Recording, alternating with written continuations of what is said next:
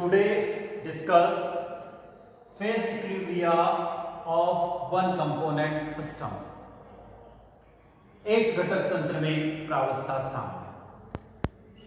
जिस टॉपिक को हम इस लेक्चर में पढ़ने जा रहे हैं, यह टॉपिक बीएससी सेकेंड ईयर जो फर्स्ट पेपर फिजिकल केमिस्ट्री होता है उसकी यूनिट सेकंड का एक टॉपिक है। यूनिट का नाम है फेज इक्विलिब्रियम यानी प्रावस्था साम्य। तो प्रावस्था साम्य के अंदर हम पढ़ रहे हैं phase equilibria in one component system. अब हम इस phase equilibria in one component system की जब हम बात कर रहे हैं तो हम यहाँ पर प्रावस्था नियम के एप्लीकेशन को भली भांति डायग्रामेटिकली रिप्रेजेंटेशन द्वारा समझ सकते हैं, यानी आरेखों के द्वारा इसको समझा जा सकता है। जब हम यहाँ पर डायग्रामेटिकल रिप्रेजेंटेशन की बात करेंगे तो इन डायग्रामों को, जैसे डायग्राम बना हुआ है, इन डायग्रामों को हम फेज डायग्राम या इक्विलिब्रियम डायग्राम के नाम से जानते हैं, प्रावस्था आरेख या फिर साम्य आरेख के नाम से जानते हैं। जब हम एक घटक तंत्र की बात करते हैं तो हम फेज इक्विलिब्रियम की बात कर रहे हैं। फेज इक्विलिब्रियम में होता है F equal to C minus P plus 2। ये गिब्स के द्वारा दिया गया एक रूल है, विलार्ड गिब्स द्वारा दिया गया एक रूल है और उसको हम क्या कहते हैं? Phase rule. इसको क्या कहते हैं? फेज रूल या फेज लॉ। अब हमने कहा कि F equal to C minus P plus 2 होता है, तो हम ये कह रहे हैं कि जब वन कंपोनेंट है तो ऐसी कंडीशन में वन कंपोनेंट यानी कि C इक्वल टू 1 हो गया। जब C इक्वल टू 1 हो जाता है तो हम क्या लिख सकते हैं? तो हम यहाँ पर लिखेंगे F equal to 1 minus P plus 2, या फिर इसको एक तरीके से लिख सकते हैं। क्या लिख सकते हैं? F plus P equal to क्या लिखा जा सकता है? 3 लिखा जा सकता है। यानी हम ये कह सकते हैं कि एक घटक तंत्र में यानी वन कंपोनेंट सिस्टम में फेज यानी प्रावस्था तथा डिग्री ऑफ फ्रीडम यानी स्वतंत्रता की कोटि का जो एडिशन होता है, योग होता है, वह 3 के बराबर होता है। तो हम ये कह सकते हैं कि number of phase and the addition of degree of freedom it is equal to 3, यानी प्रावस्थाओं की संख्या तथा डिग्री ऑफ फ्रीडम यानी स्वतंत्रता की कोटि का योग 3 के बराबर होता है। अब क्योंकि हम किसी भी सिस्टम में प्रावस्थाओं की संख्या कम से कम 1 होती है, हम क्या करें? किसी भी सिस्टम में यदि प्रावस्थाओं की संख्या क्या हो जाए? कम से कम 1 हो जाए। यदि फेज यदि 1 हो जाए तो ऐसी कंडीशन में हमारे पास में डिग्री ऑफ फ्रीडम F क्या हो जाएगा? 2 हो जाएगा। क्यों? क्योंकि इस F के प्लेस पर हमने क्या रख दिया? P के प्लेस पर हमने क्या रख दिया? 1 रख दिया। तो ऐसी कंडीशन में वहां पर डिग्री ऑफ फ्रीडम क्या निकल कर आ जाती है? 2। तो हम कह रहे हैं कि यदि वन कंपोनेंट सिस्टम है और फेज भी 1 है तो ऐसी कंडीशन में डिग्री ऑफ फ्रीडम कितना हो जाता है? 2 हो जाता है, स्वतंत्रता की कोटि 2 हो जाता है। अब जब हम वन कंपोनेंट सिस्टम को पढ़ने जा रहे हैं तो हम ये कह सकते हैं कि वन कंपोनेंट सिस्टम में 100% सिर्फ एक ही अवयव यानी वन कंपोनेंट होगा, जिसको हम प्रेशर, टेम्परेचर कर्व के द्वारा रिप्रेजेंट कर सकते हैं। यानी इसमें हम कंसंट्रेशन की बात नहीं करेंगे। तो हम जो हमारे 3 फैक्टर होते हैं, 3 पैरामीटर होते हैं, टेम्परेचर, प्रेशर और कंसंट्रेशन, उन 3 में से हम 2 पैरामीटर की बात करेंगे, प्रेशर और टेम्परेचर। तो यहां पर जो कर्व प्राप्त होगा उसको हम PT आरेख या प्रेशर टेम्परेचर कर्व के नाम से जानेंगे।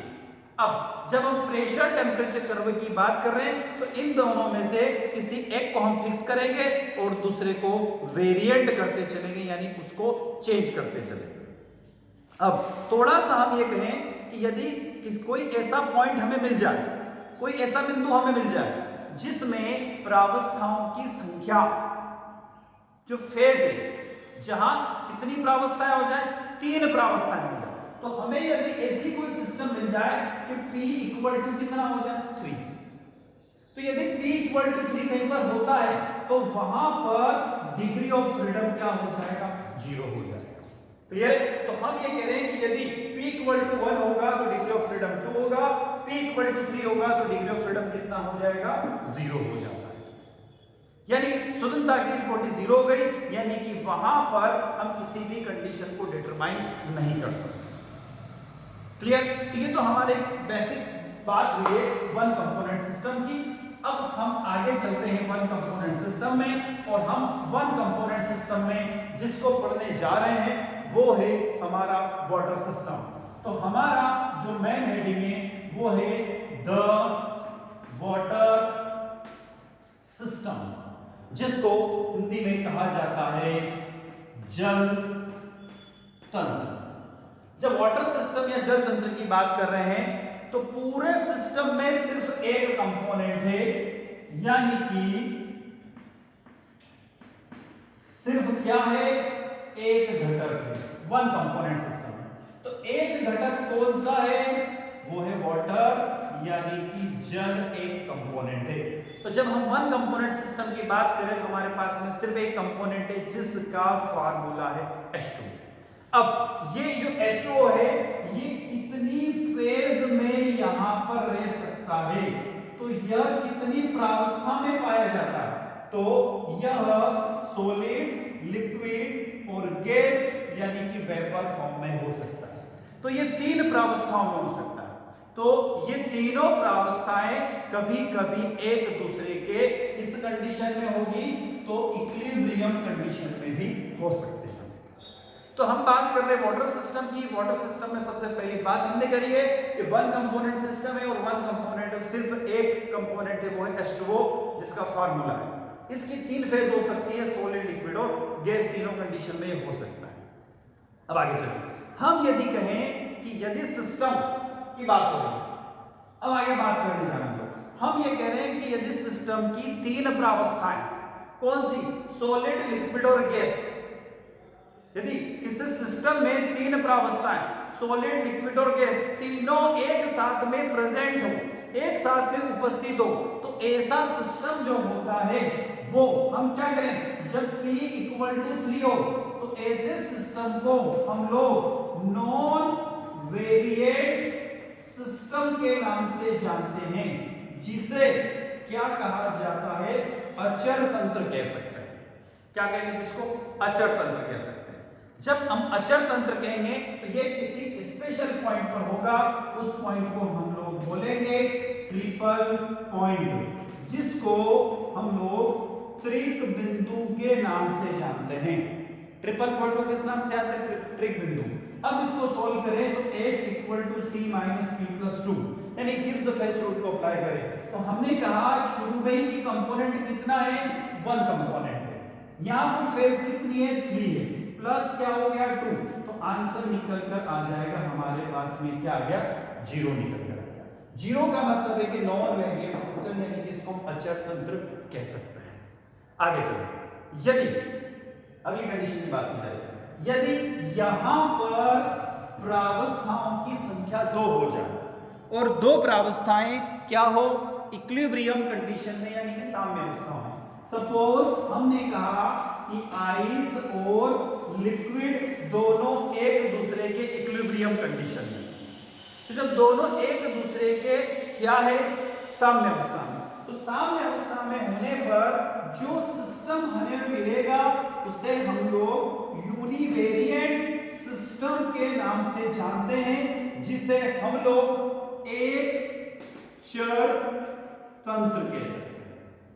क्या कह सकते हैं, एक चर तंत्र कह सकते हैं। अब एक चर तंत्र कैसे करें, तो हम यहां पर कह रहे हैं, देखो f equal to c minus p plus 2, तो f इक्वल टू कंपोनेंट कितना हो गया, 1, फेस कितनी हो गई, 2 प्लस 2, तो f इक्वल टू कितना निकल कर आ गया, आंसर 1। यानी डिग्री ऑफ फ्रीडम 1 होने पर उसे हम यूनिवेरिएंट सिस्टम कहेंगे। आगे बात करें, यदि सिस्टम में प्रावस्थाओं की संख्या घटकर 1 हो जाए, क्या बात हो रही है, हम ये कह रहे हैं कि जब सिस्टम में प्रावस्थाओं की संख्या यानी कि फेज कितनी हो जाए, 1 हो जाए, तो ऐसी कंडीशन में जो हमें सिस्टम मिलेगा उसको हम क्या कहेंगे, बाय वेरिएट सिस्टम के नाम से जानते हैं, जिसको हिंदी में द्विचर तंत्र कहा जाता है। यदि फार्मूला अप्लाई करें इसका गिव्स वैल्यू, तो f equal to c minus p plus 2, तो f equal to 1 minus 1 plus 2, तो f इक्वल टू आंसर कितना आ जाएगा 2, यानी डिग्री ऑफ फ्रीडम 2 होने पर क्या हो जाएगा बाइवेरिएंट सिस्टम यानी कि द्विचर तंत्र हो जाता है। क्लियर है? तो ये तो हमारा एक बेसिक नॉलेज हो गया। किसका बेसिक नॉलेज यहाँ पर हो जाता है हमारा वाटर सिस्टम में ऐसा कुछ यदि होगा उसको हम अभी देखेंगे। चलो आगे चलते हैं और आपको बोर्ड पर एक पीटी कर्व दिखाई दे रहा है जो वाटर सिस्टम को रिप्रेजेंट कर रहा है। अब पीटी कर्व क्यों कह रहे हैं? क्योंकि यह प्रेशर वॉल्यूम कर्व है। कौन सा कर्व है? इसको हम लोग प्रेशर वॉल्यूम कर्व के नाम से जानते हैं। तो इस तरीके से आपको एक प्रेशर वॉल्यूम कर्व दिखाई दे रहा है। अब इस प्रेशर वॉल्यूम कर्व को यदि आप देखेंगे तो हम देख रहे हैं कि इसमें सेंटर में एक पॉइंट है जिसको O कह रहे हैं हम लोग। इस O पॉइंट को यदि आप देखें तो यहां पर A से O तक एक हमारे पास में वक्र हो गया जिसको हम कर्व बोलते हैं, दूसरा हो गया B से O तक या O से B तक, और तीसरा हो गया O से C तक। तो हमारे पास में यहाँ पर 3 वक्र हो गए। कौन कौन से? AO, OB और OC। तो कितने कर्व है? तो हम लोग कह रहे हैं यहाँ पर कितने वक्र है? वक्र हमारे पास में 3 है जिसको हम लोग कर्व के नाम से जानते हैं। क्या क्या है? पहला तो हमने कहा आपको दिखाई दे रहा A से O तक का हो गया तो हम इसको क्या कह सकते हैं? AO। दूसरा क्या हो जाता है? OB, O से लगाकर B तक का हो गया। और तीसरा जो आपको दिखाई दे रहा है वो क्या हो गया? OC। तो कुल मिलाकर आपको कितने कर्व दिखाई दे रहे हैं? इसमें 3 कर्व दिखाई दे रहे हैं। अब यहाँ पर देखें तो आपको एक सेंटर में एक पॉइंट दिखाई दे रहा है जिसको हम जीरो O कहा हमने, इसको हम ट्रिपल पॉइंट कहते हैं। क्यों? क्योंकि यहाँ पर A, B और C तीनों आकर मिल रहे हैं। तो हम यहाँ पर कह रहे हैं कि इस O को हम लोग किस नाम से जान सकते हैं? ट्रिपल पॉइंट यानी त्रिक बिंदु के नाम से जान सकते हैं। वो क्या हो गया? पॉइंट O हो गया। अब इस ट्रिपल पॉइंट से निकलकर हम चलते हैं एरिया की तरफ, हम चले क्षेत्रफल की तरफ। अब आपको यहाँ पर कितने एरिया दिखाई दे रहे हैं? तो देखो पहला एरिया है AOB, दूसरा है AOC और तीसरा है BOC। तो आपको टोटल कितने एरिया दिखाई दे रहे हैं? 3 क्षेत्र आपको दिखाई दे रहे हैं। तो क्षेत्रफल यानी कि एरिया कितने हो गए? तो देखो AOC, दूसरा क्या है? BOA या AOB, और लास्ट है BOC। तो आपको टोटल 3 क्षेत्रफल यहां पर दिखाई दे रहे हैं। क्लियर है? तो हम लोगों ने 3 क्षेत्रफल की यहां पर बात कर ली है। अब हम इस कर्व को सिस्टमेटिक देखें और समझें। यदि इस कर्व को हम लोग देख रहे हैं तो आपको एक बात और यहां पर खास दिखाई दे रही है। क्या? देखो यहां पर देखें तो A और O में लिक्विड और वेपर जो है वो इक्विलिब्रियम कंडीशन में, B और O में सॉलिड और वेपर इक्विलिब्रियम कंडीशन में, और O और C और O पर लिक्विड और सॉलिड क्या हो गया? इक्विलिब्रियम कंडीशन में। तो यहां पर हम कह सकते हैं कि हमें कितने कर्व है?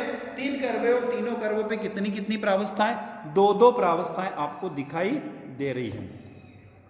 अब इसको हम लोग सिस्टमेटिक वापस पढ़ना स्टार्ट करते हैं। अब हम बात करते हैं 1 बाय 1 कर्व की। हम सब कर्वों को, सब वक्र को देखें तो हम 1 बाय 1 वक्र को यहां पर समझना स्टार्ट करते हैं। सबसे पहले हम लोग लिख रहे हैं पहला पॉइंट हमारा वक्र OA यानी कि कर्व OA, जो कि आपको दिखाई दे रहा OA या AO भी बोल सकते हैं इसको। ठीक है? आप OA लिखो तो भी सही है, AO लिखे तो भी सही है, दोनों में से कुछ भी लिख सकते हैं। अब जब हम कर्व AO की बात कर रहे हैं तो आपको यहां पर क्या क्या दिखाई दे रहा है? इस कर्व को हम किस नाम से जानते हैं? तो इसको हम वेपर प्रेशर कर्व कहते हैं। हिंदी में कहे तो वाष्प दाब वक्र कहते हैं। क्या कहते हैं इसको? वाष्प दाब वक्र के नाम से जाना जाता है। क्यों? इसलिए क्योंकि लिक्विड वेपर में कन्वर्ट हो रहा है, इसलिए इसको वाष्प दाब वक्र कहेंगे। यानी इसका एक और नाम हो सकता है, वो है वेपर कर्व भी कह सकते हैं। क्या कह सकते हैं? वेपराइजेशन कर्व कह सकते हैं, यानी हिंदी में कहें तो वाष्पन वक्र के नाम से इसको जाना जा सकता है। अब यहां पर हम देख रहे हैं कि हमें दो प्रावस्था इक्विलिब्रियम, दो फेज इक्विलिब्रियम कंडीशन में लिक्विड और वेपर दोनों साम्य अवस्था में।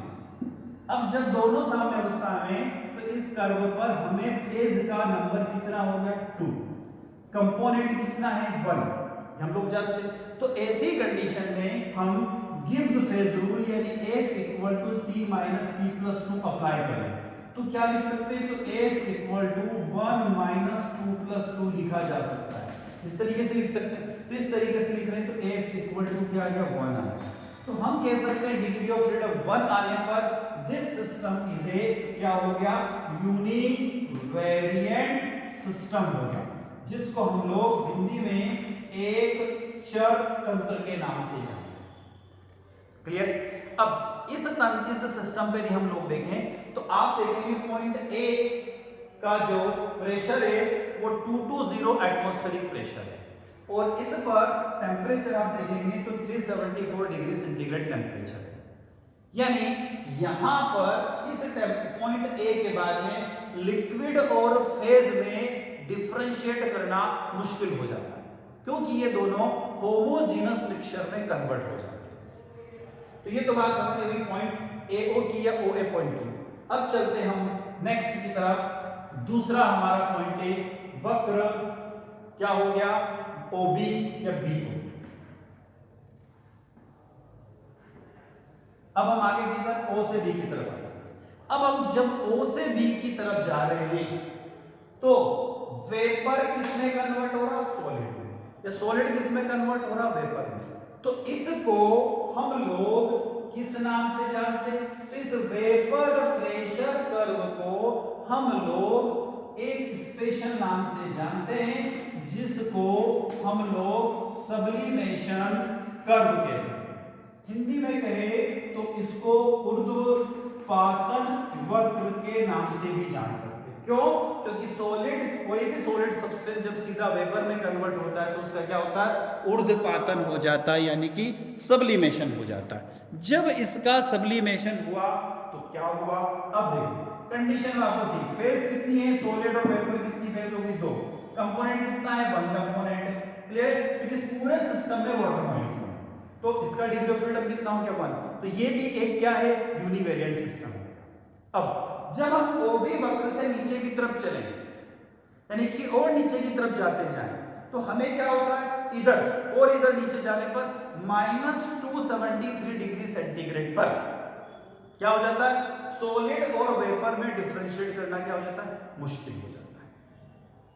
ठीक, अब आगे बात करें। नेक्स्ट वक्र जो आपको दिखाई दे रहा है वो है कर्व, क्या हो जाएगा? OC। जब OC की तरफ चले तो इसको वेपर प्रेशर के लिए वाष्पदाब वक्र कहते हैं। अब इस पे हम देख रहे हैं कि इस वक्र पे जब आप लिखेंगे तो क्या कह सकते हैं? लिक्विड और सॉलिड दोनों इक्विलिब्रियम कंडीशन में, यानी कि ठोस और द्रव दोनों साम्य अवस्था में हैं। जब ठोस और द्रव दो साम्य अवस्था में होगी तो उसको आप लोग क्या कह सकते हैं? तो उसको हम बोलेंगे फ्यूजन कर्व या मेल्टिंग पॉइंट कर्व। जब आप सॉलिड को लिक्विड में कन्वर्ट कर रहे हैं तो क्या हो रहा? मेल्ट हो रहा है। या फिर लिक्विड सॉलिड में कन्वर्ट हो रहा है तो क्या हो रहा? फ्यूजन हो रहा है।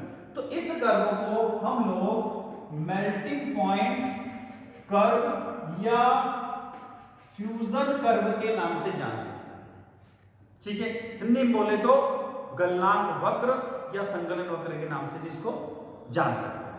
अब आगे चलते हैं।